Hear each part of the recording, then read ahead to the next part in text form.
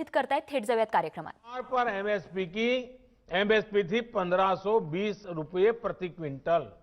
हमारी सरकार ज्वार पर प्रति क्विंटल 2640 रुपये एमएसपी दे रही है. पिछली सरकार के समय मसूर की दाल पर एमएसपी थी 1950 रुपये. हमारी सरकार प्रति क्विंटल मसूर दाल पर 5100 रुपये एमएसपी दे रही है. पिछली सरकार के समय चने पर एमएसपी थी 3100 रुपये. हमारी सरकार अब चने पर प्रति क्विंटल 5100 रुपये एमएसपी दे रही है. पिछली सरकार के समय तूर दाल पर एमएसपी थी 4300 रुपये प्रति क्विंटल. हमारी सरकार तूर दाल पर प्रति क्विंटल 6000 रुपये एमएसपी दे रही है. पिछली सरकार के समय मूंग दाल पर एमएसपी थी 4500 रुपये प्रति क्विंटल.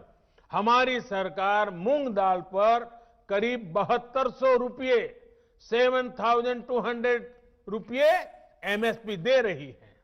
साथियों, ये इस बात का सबूत है कि हमारी सरकार एमएसपी समय समय पर बढ़ाने को कितनी तवज्जो देती है, कितनी गंभीरता दे देती है.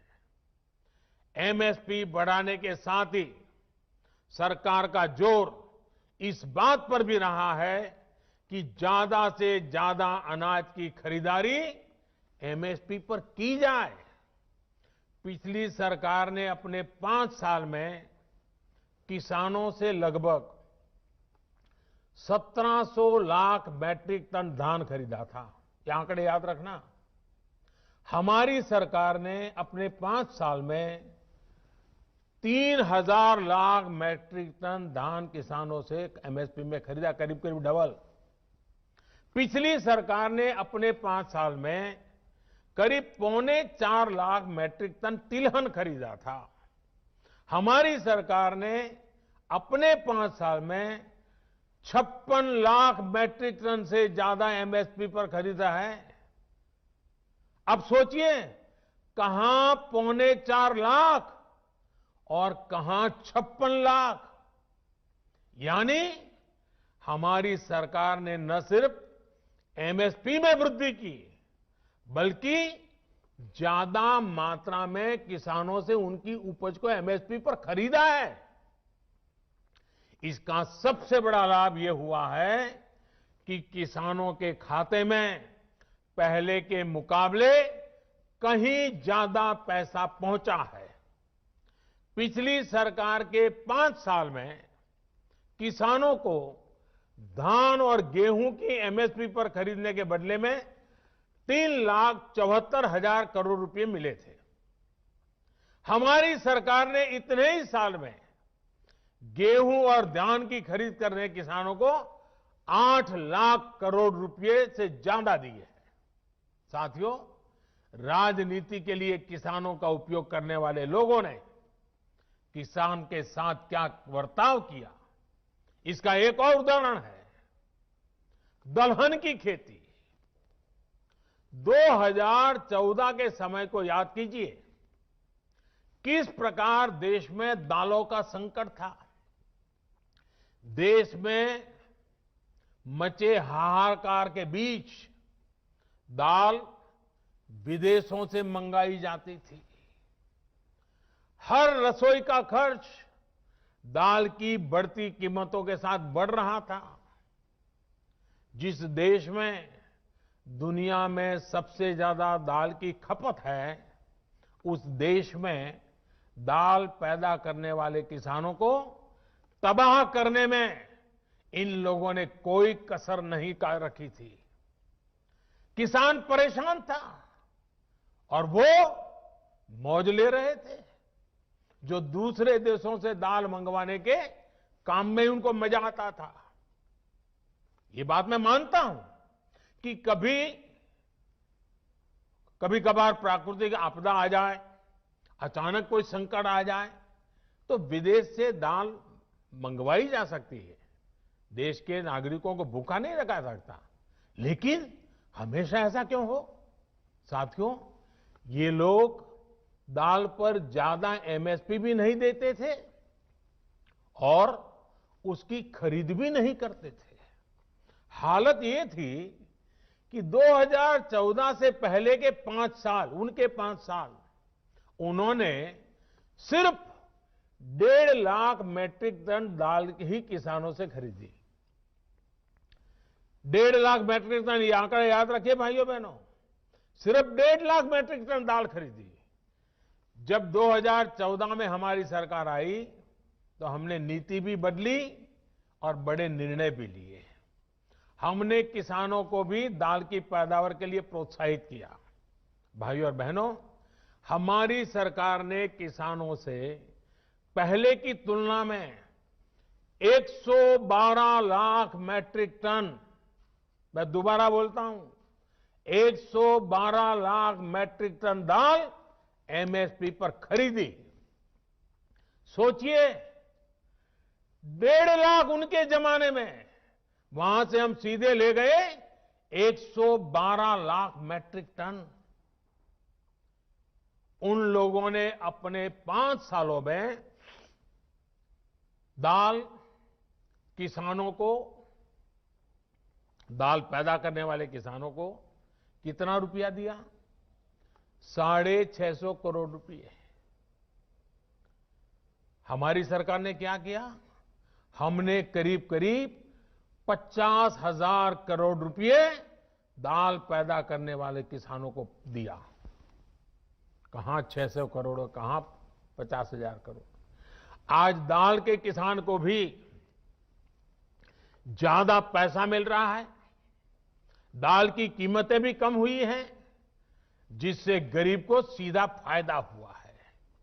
जो लोग किसानों को न एमएसपी दे सके, न एमएसपी पर ढंग से खरीद सके, वो एमएसपी पर किसानों को गुमराह कर रहे हैं। साथियों, कृषि सुधारों से जुड़ा एक और झूठ फैलाया जा रहा है, एपीएमसी यानी हमारी मंडियों को लेकर के। हमने कानून में क्या किया है? हमने कानून में किसानों को आजादी दी है, नया विकल्प दिया है। अगर देश में किसी को साबुन बेचना हो तो सरकार ये तय नहीं करती कि सिर्फ इसी दुकान पर बेच सकते हो। अगर किसी को स्कूटर बेचना हो तो सरकार ये तय नहीं करती कि सिर्फ इसी डीलर को बेच सकते हो। लेकिन पिछले 70 साल से सरकार किसानों को ये जरूर बताती रही है कि आप सिर्फ इसी मंडी में अपना अनाज बेच सकते हो। मंडी के अलावा किसान चाहकर भी अपनी फसल कहीं और नहीं बेच सकता था। नए कानून में हमने सिर्फ इतना कहा है कि किसान अगर उसको फायदा नजर आता है तो पहले की तरह जाके मंडी में बेचे, और बाहर उसको फायदा होता है तो मंडी के बाहर जाने का उसको हक मिलना चाहिए, उसकी मर्जी को। क्या लोकतंत्र में मेरे किसान भाई को इतना हक नहीं हो सकता है? अब जहां किसान को लाभ मिलेगा वहां वो अपनी उपज बेचेगा। मंडी भी चालू है, मंडी में भी आकर के बेच सकता है। जो पहले था वो भी कर सकता है, किसान की मर्जी पर करेगा। बल्कि नए कानून के बाद तो किसान ने अपना लाभ देखकर अपनी उपज को बेचना शुरू भी कर दिया है। हाल ही में एक जगह पर धान पैदा करने वाले किसानों ने मिलकर एक चावल कंपनी के साथ समझौता किया है। इससे उनकी आमदनी 20% बढ़ी है। एक और जगह पर आलू के 1000 किसानों ने मिलकर एक कंपनी से समझौता किया है। इस कंपनी ने उन्हें लागत में 35% ज्यादा की गारंटी दी है। एक और जगह की खबर में पढ़ रहा था, जहां एक किसान ने खेत में लगी मिर्च और केला सीधे बाजार में बेचा तो उसे पहले से 2 गुनी कीमत मिली। आप मुझे बताइए, देश के प्रत्येक किसान को ये लाभ, ये हक मिलना चाहिए या नहीं मिलना चाहिए? किसानों को सिर्फ मंडियों से बांधकर बीते दशकों में जो पाप किया गया है, ये कृषि सुधार कानून उसका प्रायश्चित कर रहे हैं। और मैं फिर दोहराता हूं, नए कानून के बाद 6 महीने हो गए, कानून लागू हो गया, हिंदुस्तान के किसी कोने में कहीं पर भी एक भी मंडी बंद नहीं हुई है। फिर क्यों झूठ फैलाया जा रहा है? सच्चाई तो यह है कि हमारी सरकार एपीएमसी को आधुनिक बनाने पर, उनके कंप्यूटरीकरण पर 500 करोड़ रुपए से ज्यादा खर्च कर रही है। फिर ये एपीएमसी बंद किए जाने की बात कहां से आई? बिना सैर पैर बस झूठ फैलाओ, बार बार बोलो। साथियों, नए कृषि सुधारों को लेकर तीसरा बहुत बड़ा झूठ चल रहा है, फार्मिंग एग्रीमेंट को लेकर। देश में फार्मिंग एग्रीमेंट का कोई नई चीज नहीं है। क्या कोई नया कानून बनाकर हम अचानक फार्मिंग एग्रीमेंट को लागू कर रहे हैं? जी नहीं। हमारे देश में बरसों से फार्मिंग एग्रीमेंट की व्यवस्था चल रही है। एक दो नहीं, बल्कि अनेक राज्यों में पहले से फार्मिंग एग्रीमेंट होते रहे हैं। अभी किसी ने मुझे एक अखबार की रिपोर्ट भेजी, 8 मार्च 2019 की। उसमें पंजाब की कांग्रेस सरकार किसानों और एक मल्टीनेशनल कंपनी के बीच 800 करोड़ रुपए के फार्मिंग एग्रीमेंट का जश्न मना रही है, इसका स्वागत कर रही है। पंजाब के मेरे किसान भाई बहनों की खेती में ज्यादा से ज्यादा निवेश हो, ये हमारी सरकार के लिए भी खुशी की बात है। साथियों, देश में फार्मिंग एग्रीमेंट से जुड़े पहले जो भी तौर तरीके चल रहे थे, उसमें किसानों का बहुत जोखिम था, बहुत रिस्क था। नए कानून में हमारी सरकार ने फार्मिंग एग्रीमेंट के दौरान किसान को सुरक्षा देने के लिए कानूनी प्रावधान किए हैं। हमने तय किया है कि फार्मिंग एग्रीमेंट में सबसे बड़ा हित अगर देखा जाएगा तो वो उस किसान का देखा जाएगा। हमने कानूनन तय किया है कि किसान से एग्रीमेंट करने वाला अपनी जिम्मेदारी से भाग नहीं पाएगा। जो किसान को उसने वादा किया होगा, वो स्पॉन्सर करने वाले को, वो भागीदार को उसे पूरा करना ही होगा। अगर नए किसान कानून लागू होने के बाद कितने ही उदाहरण सामने आ रहे हैं जहां किसानों ने अपने इलाके में एसडीएम से शिकायत की और शिकायत के कुछ ही दिन के भीतर किसानों को अपना बकाया मिल गया। साथियों, फार्मिंग एग्रीमेंट में सिर्फ फसलों या उपज का समझौता होता है। जमीन किसान के ही पास रहती है। एग्रीमेंट और जमीन का कोई लेना देना नहीं है। प्राकृतिक आपदा आ जाए तो भी एग्रीमेंट के अनुसार किसान को पूरे पैसे मिलते हैं।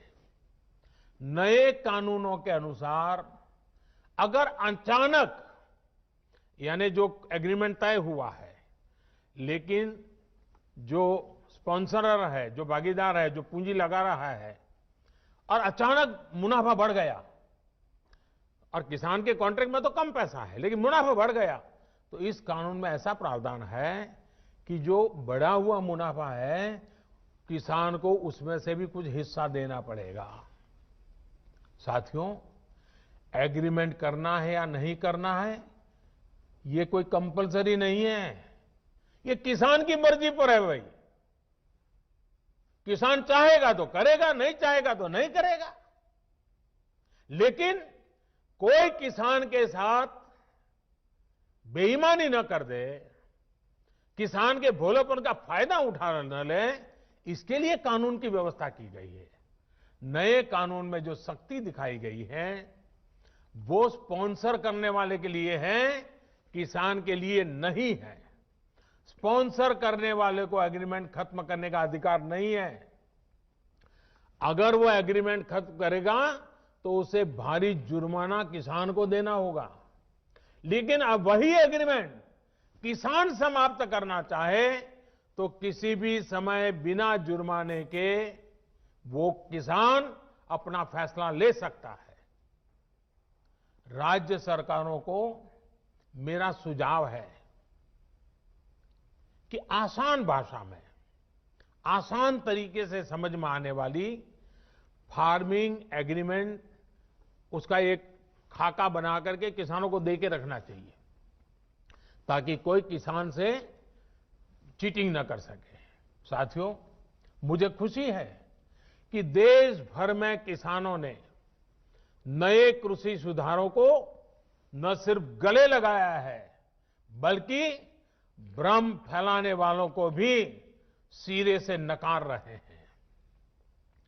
जिन किसानों में अभी थोड़ी सी भी आशंका बची है, उनसे मैं फिर से कहूंगा कि आप एक बार फिर सोचिए, जो हुआ